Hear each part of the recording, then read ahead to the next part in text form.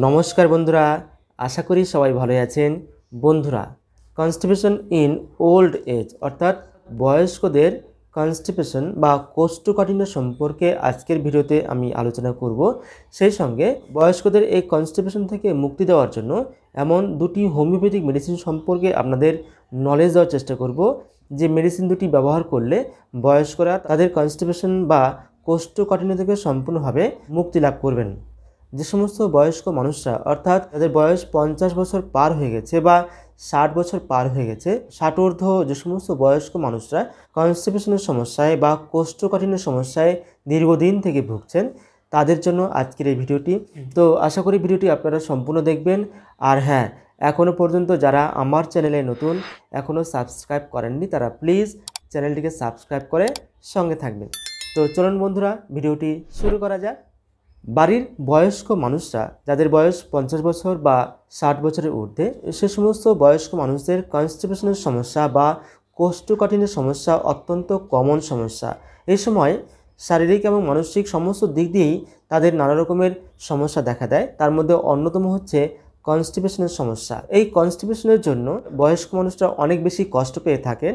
তো এই কনস্টিপেশন থেকে যাতে বয়স্ক মানুষরা কষ্ট না পান, যাতে করে তারা আগামী দিনগুলো, যতদিন তারা বাঁচবেন, সেই আগামী দিনগুলো যাতে সুস্থ স্বাভাবিকভাবে বাঁচতে পারেন, সেই জন্য এবং কনস্টিপেশন থেকে মুক্তি দেওয়ার জন্য দুটি হোমিওপ্যাথিক মেডিসিন সম্পর্কে আমি আলোচনা করব। তার মধ্যে প্রথম মেডিসিন হলো প্লাম্বাম মেটালিকাম। বন্ধুরা, এই প্লাম্বাম মেটালিকাম মেডিসিনটির কিছু সিমটমস রয়েছে। কী কী সিমটমস রয়েছে? যে সমস্ত বয়স্ক মানুষদের নানা রকমের চিন্তাভাবনা আছে, যারা অ্যাংজাইটি, ডিপ্রেশন, স্ট্রেস ইত্যাদি সমস্যায় ভুগছেন, সে সঙ্গে যাদের ডিমেনশিয়ার সমস্যা রয়েছে, হ্যালুসিনেশন এবং নানা রকমের ডিলিউশনে যারা শিকার, তাদের ক্ষেত্রে এই প্লাম্বাম মেটালিকাম মেডিসিনটি অত্যন্ত ভালো কাজ করে।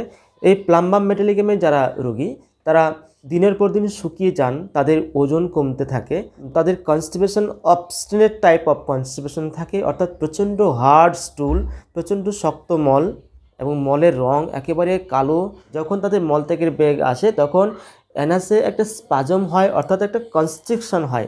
মনে হয় যেন অ্যানাস থেকে, অর্থাৎ মলদার থেকে যেন সেই মল বের হতে চায় না, যেন কিছু একটা আটকে দেয়, যেন মনে হয় অ্যানাসে অর্থাৎ মলদারে যেন সেই মল আটকা পড়ে যায়, কিছুতেই বের হতে চায় না। এরকম যদি কনস্টিপেশনের সমস্যা হয় এবং অবস্টিনেট টাইপ কনস্টিপেশন হয়, প্রচণ্ড হার্ড স্টুল হয়, তাহলে প্লাম্বাম মেটালিকাম মেডিসিনটি অত্যন্ত ভালো কাজ করে। তো এই প্লাম্বাম মেটালিকাম মেডিসিনটি কত পোটেন্সিতে ব্যবহার করতে হবে?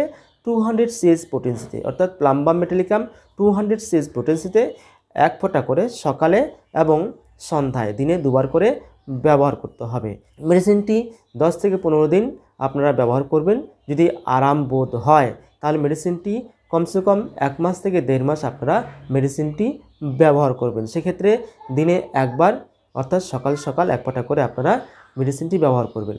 বয়স্কদের কনস্টিপেশনের জন্য বা কোষ্ঠকাঠিন্যের জন্য দ্বিতীয় মেডিসিন হচ্ছে একটি পাউডার, হ্যাব্রাকো কোম্পানির তৈরি ল্যাক্সোজোভ পাউডার। এই ল্যাক্সোজোভ পাউডার কনস্টিপেশনের জন্য অত্যন্ত ভালো একটি মেডিসিন।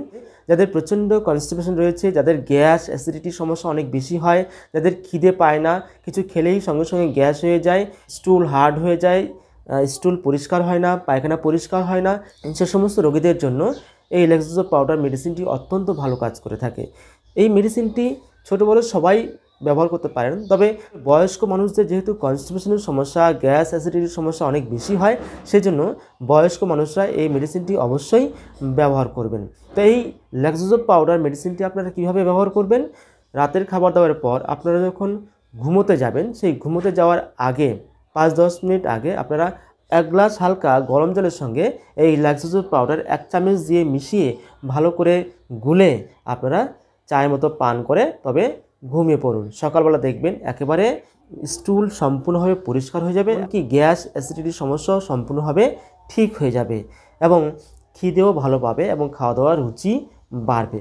এই ল্যাক্সোজোভ পাউডার মেডিসিনটি আপনারা 1 মাস ব্যবহার করুন। যদি আরাম বোধ হয়, তাহলে আপনারা মেডিসিনটি ব্যবহার করতে থাকুন যতদিন না আপনাদের সমস্যা সম্পূর্ণভাবে দূর হয়। তো বন্ধুরা, কেমন লাগলো আজকের এই ভিডিওটি?